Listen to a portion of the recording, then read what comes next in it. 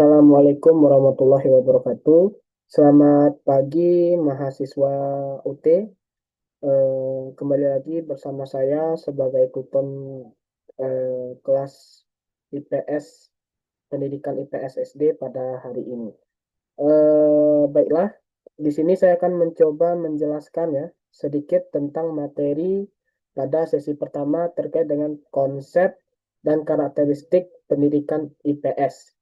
Nah, di sini saya harapkan mahasiswa sudah mempelajari buku ataupun sumber belajar yang telah ada di UT ataupun di informasi online lainnya. Baiklah, rekan-rekan mahasiswa, untuk PPT dan forum diskusi juga sudah saya siapkan pada e-learning ya, e-learning UT. Silakan dipahami materi yang sudah saya berikan. Nah, video ini merupakan pengayaan agar pemahaman mahasiswa bisa lebih mengerti terkait materi yang akan kita ajarkan. Baiklah, untuk materi kita pada hari ini, kita mengkaji tentang hakikat, ya. Kita mengkaji tentang konsep dasar IPS. Jadi, mata kuliah kita pada hari ini adalah IPS, Pendidikan IPS SD. Nah, untuk buku atau bahan ajar utama itu saya ambil dari RBV UT ya, model RBV UT. Nah, di sini ada beberapa sumber belajar yang saya tambahkan. Baiklah rekan-rekan mahasiswa, pada hari ini untuk tujuan mata kuliah sesi pertama ada dua yang harus dicapai. Yang pertama, mahasiswa mampu menganalisis hakikat konsep dasar IPS. Itu yang pertama. Artinya hakikat dari konsep dasar IPS itu tidak secara menyeluruh kita pelajari ya, melainkan terkait dengan konsep umum yang nantinya akan menjadi penunjang dalam pembelajaran kita mata kuliah ini. Selanjutnya adalah mahasiswa mampu mendeskripsikan karakteristik konsep dasar IPS. Nah, di sini eh, banyak sekali karakteristik atau ciri-ciri dari konsep dasar IPS, yaitu perbedaan IPS dengan ilmu-ilmu yang lainnya. Nah, mahasiswa mampu mendeskripsikan, mengidentifikasi bagaimana perbedaan IPS dan ilmu-ilmu lainnya. Nah, baiklah mahasiswa sekalian. Nah, sebelumnya saya ingin bertanya kepada mahasiswa. Pernah enggak belajar IPS pada saat SD atau SMP? Nah, rata-rata semuanya merasa pernah ya. Merasa pernah dan telah tuntas dalam melaksanakan pembelajaran, ditandai dengan lulusnya kita sebagai siswa.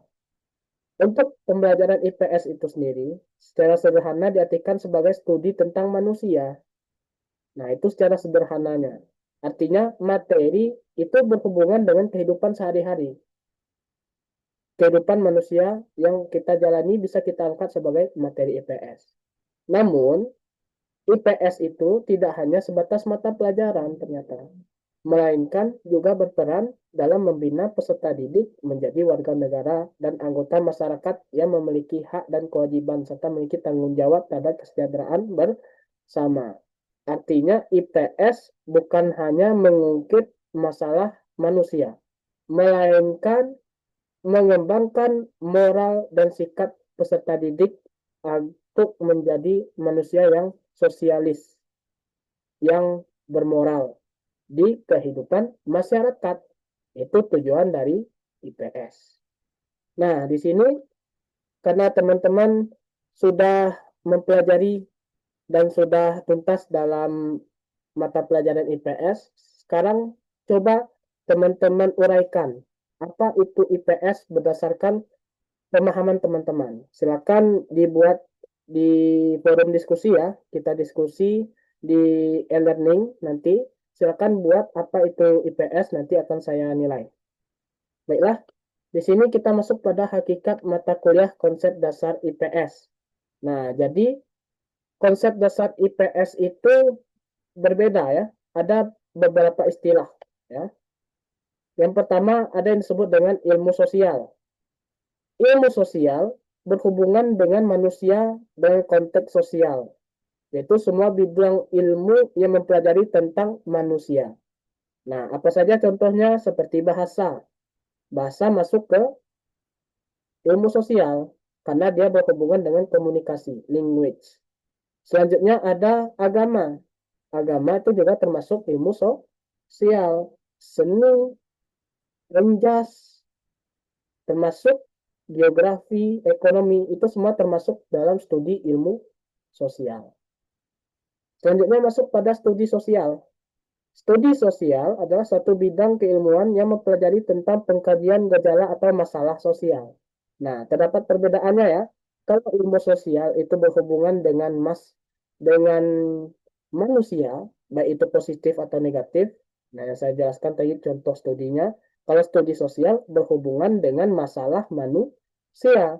Contohnya seperti sosiologi ya, mempelajari tentang kerusuhan, PPKN, ya, PPKN, sejarah, geografi yang berhubungan dengan lingkungan, masalah lingkungan.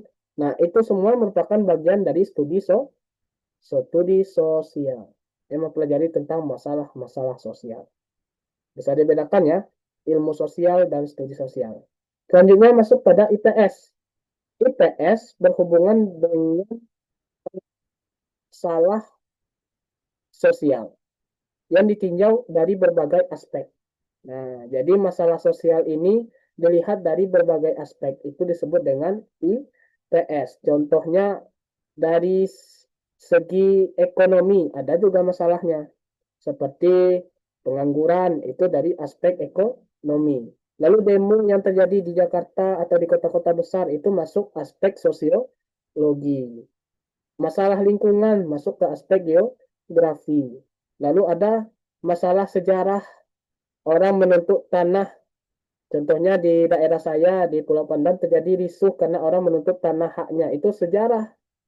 Nah, semua aspek ini masuk pada ilmu pengetahuan sosial. Jadi bisa dibedakan ya, kalau ilmu sosial mengkaji semua masalah manusia, mengkaji tentang manusia, kalau studi sosial mengkaji masalah manusia atau masalah sosial, kalau IPS mengkaji masalah sosial berdasarkan faktor-faktor atau aspek-aspek yang ada.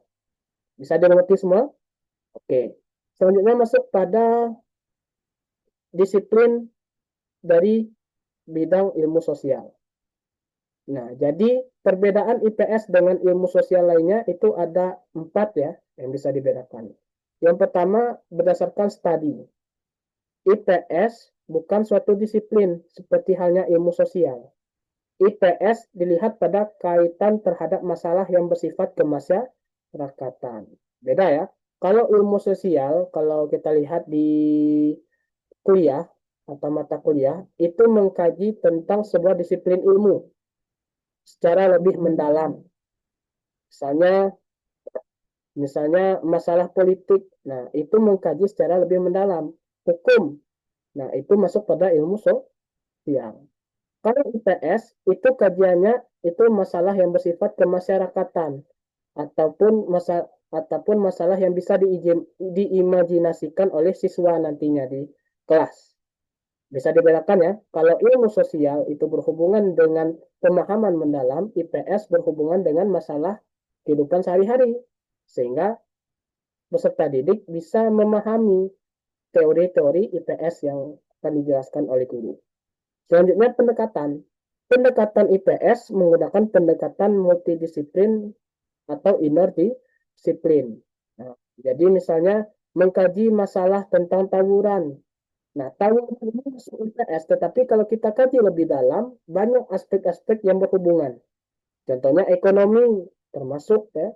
Ekonomi, sosial budaya juga termasuk. Mana tahu di daerah tersebut suka tawuran. Kita tidak tahu kan? Masuk lagi moral. Kenapa bisa terjadi kericuhan di tawuran kota A atau kota B? Itu masuk ke moral. Selanjutnya dari segi aspek demografis atau aspek geografisnya bagaimana? Kenapa bisa terjadi tawuran? Mungkin saja bantuannya tidak diterima ataupun sebagainya. Nah, semua ini dilihat pada pendekatan dari multidisiplin IPS. Selanjutnya, pendidikan. IPS itu berbeda dengan ilmu sosial.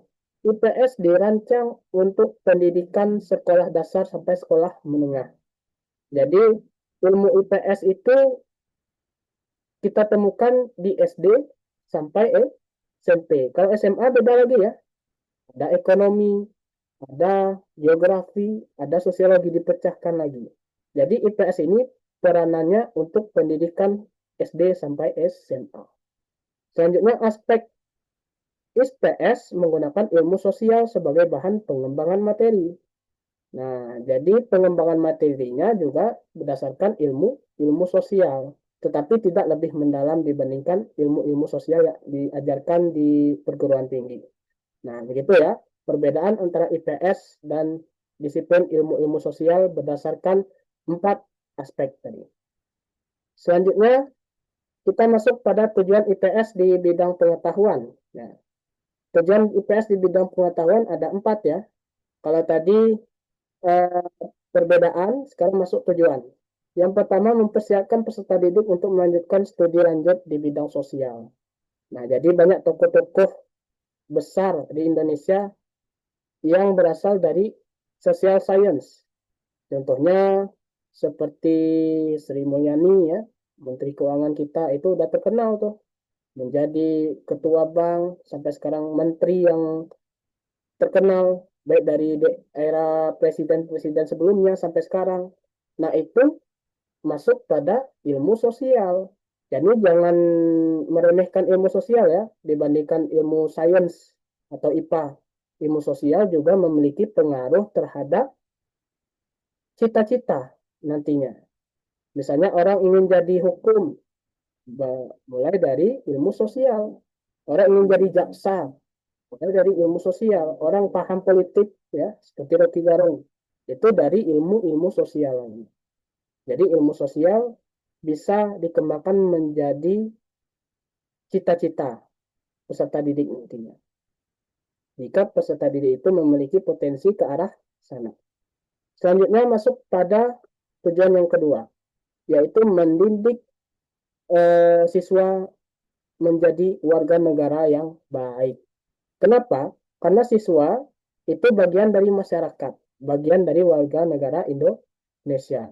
Sehingga dengan adanya ilmu sosial, peranan ilmu tersebut akan mengubah sikap siswa sebab menjadi masyarakat yang berwawasan nasional. Bagaimana mereka bisa mencintai negaranya, bagaimana mereka bisa bersikap sesuai dengan peraturan undang-undang, seperti siswa tidak melanggar lampu lalu lintas. Nah, itu merupakan contoh dari tujuan IPS. Contohnya lagi, siswa tidak melakukan aksi kriminal. Itu bagian dari ilmu IPS itu sendiri. Jadi nasional itu bukan hanya cium-cium bendera, tidak. Menjadi warga negara yang baik, jauh dari kriminal, taat aturan, itu bagian dari cita-cita Undang-Undang Indonesia. Selanjutnya masuk pada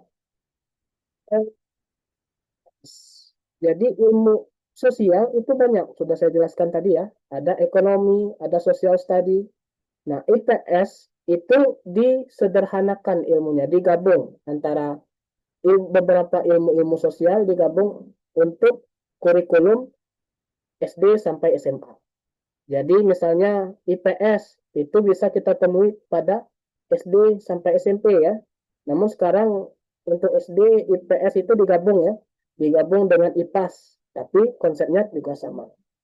Lalu ada SMA, SMA ternyata dipecahkan kembali, bukan IPS lagi namanya. Ada geografi, ekonomi, dan sosiologi.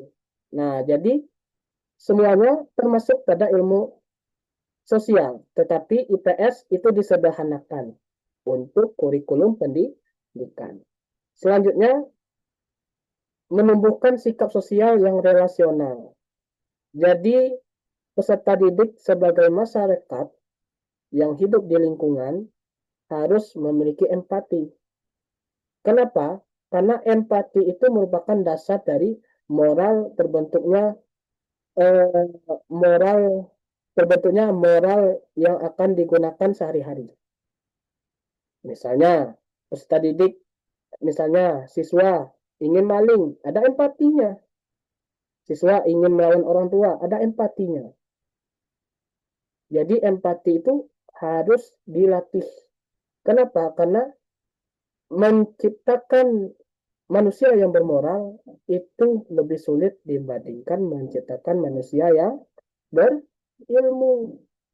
Nah, bagaimana kita sebagai guru menciptakan empati? Salah satunya terjun sebagai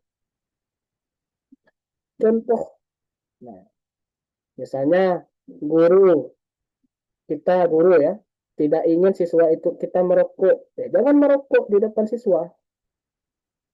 Ya, itu contoh sederhana saja. Begitu juga dengan guru melihat sampah yang ada di sekolah atau di kelas. Ya, contoh yang baik. Buang sampah pada tempatnya. Barulah siswa itu tertanam pada hatinya ingin melakukan kebaikan di lingkungannya. Nah, jadi seperti itu menjadi guru ya. Menjadi guru harus memiliki pribadi yang baik. Pribadi yang baik, pedagogis, tidak hanya profesional yang harus dimiliki guru. Harus memiliki kepribadian yang baik. Selanjutnya, IPS mempelajari masalah yang penting dibicarakan. Nah, jadi IPS itu bisa dikembangkan menjadi masalah-masalah yang penting. Misalnya masalah yang terjadi sekarang, demo ya. Kita bisa angkat masalah tersebut untuk dikembangkan menjadi materi. Untuk apa? Agar peserta didik memiliki kemampuan HOTS atau bernalar tinggi. Misalnya demo di kota Jakarta. Kita suruh peserta didik untuk mengkajinya. Misalnya dalam bentuk debat ya. Debat itu tidak jadi masalah. Pro kontra. Kenapa bisa pro, kenapa bisa kontra. Tentu ada faktor-faktornya ya. Secara tidak langsung peserta didik melatih untuk bernalar kritis, berpikir kritis. Nah, sesuai dengan tuntutan kurikulum merdeka tadi. Selanjutnya masuk pada nilai-nilai pembelajaran IPS ya.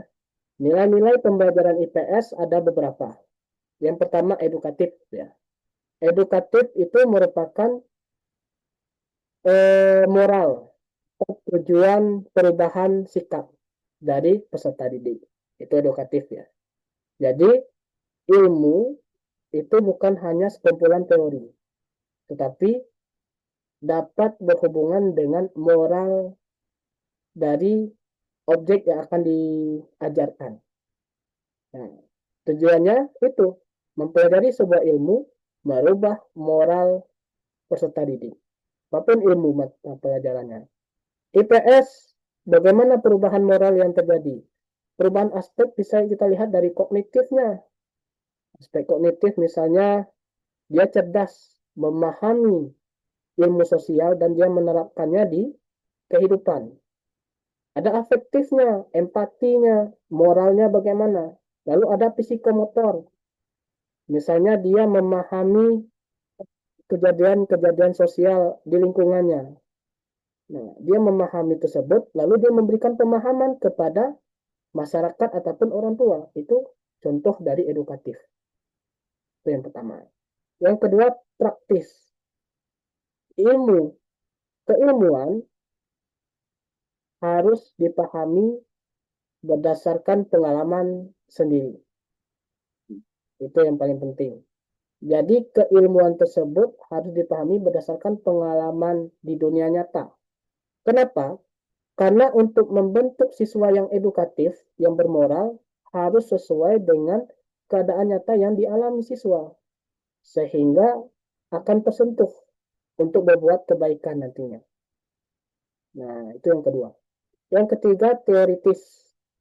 Teoritis di sini, proses pembelajaran IPS diarahkan untuk pengembangan SDM kemudian harinya. Nah, jadi IPS tidak hanya sekumpulan material yang dilewati begitu saja, tapi bisa menjadi karir untuk peserta didik sesuai dengan potensi yang dimilikinya ya. Misalnya potensinya suka dengan IPS, maka bisa dikembangkan menjadi social science. Ya, seperti yang saya jelaskan tadi. Selanjutnya filsafat. IPS itu telah ilmu-ilmu sosial itu telah ditemukan jauh mulai dari zaman Yunani kuno sampai sekarang. Tentunya keruntutan ilmu tersebut telah lengkap sehingga pembelajaran yang harus dibawa oleh guru harus sesuai dengan sistematis, harus sesuai dengan prosedur pembelajaran. Misalnya sekarang kita mempelajari tentang pendidikan IPS SD. Kenapa harus mempelajari tentang hakikat dan konsep? Untuk mengetahui bagaimana ruang lingkup IPS tersebut agar bisa dikembangkan dalam sebuah mata pelajaran. Jadi kita harus mengetahui sampulnya dulu. Seperti kita membaca buku ya, kita harus mengetahui daftar isi dulu sebelum kita membaca. Begitu juga dalam memahami sebuah ilmu, apalagi itu pendidik. Jadi pendidik harus sesuai dengan prosedurnya dalam mempelajari sebuah ilmu. Nah, itu terkait dengan mata kuliah kita pada hari ini. Untuk kesimpulannya, berdasarkan pembelajaran kita, di mana IPS mempelajari tentang kehidupan manusia. Jadi sebagai guru ya, sebagai guru SD, apalagi SD ya, kita harus memiliki komitmen bagaimana mengubah sikap peserta didik menjadi lebih baik. Salah satunya menjadikan sebagai contoh, contoh guru sebagai contoh. Ya. Guru sebagai contoh itu mungkin sulit, tetapi kalau kita laksanakan secara bertahap, ya tentu akan lebih mudah. Tujuannya apa?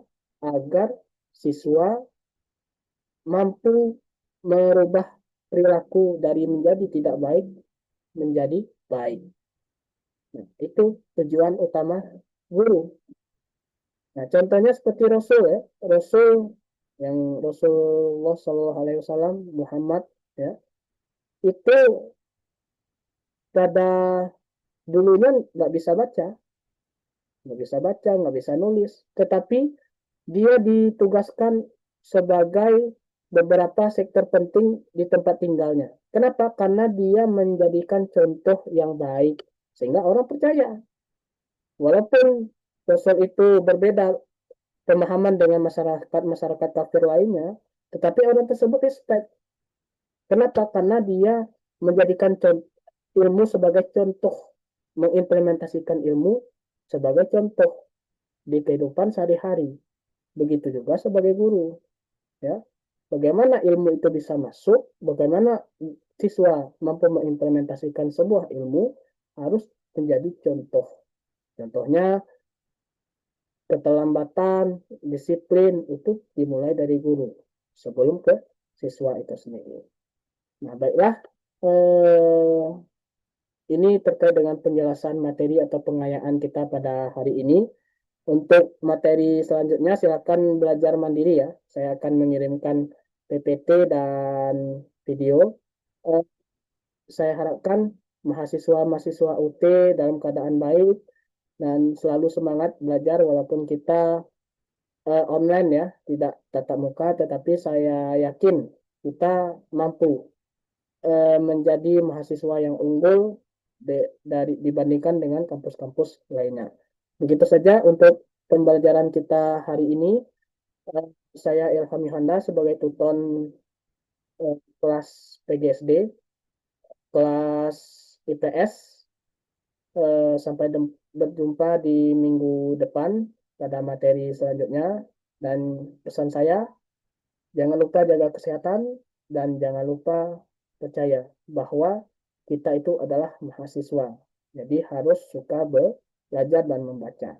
Demikianlah pembelajaran kita hari ini. Saya tutup dengan Assalamualaikum warahmatullahi wabarakatuh.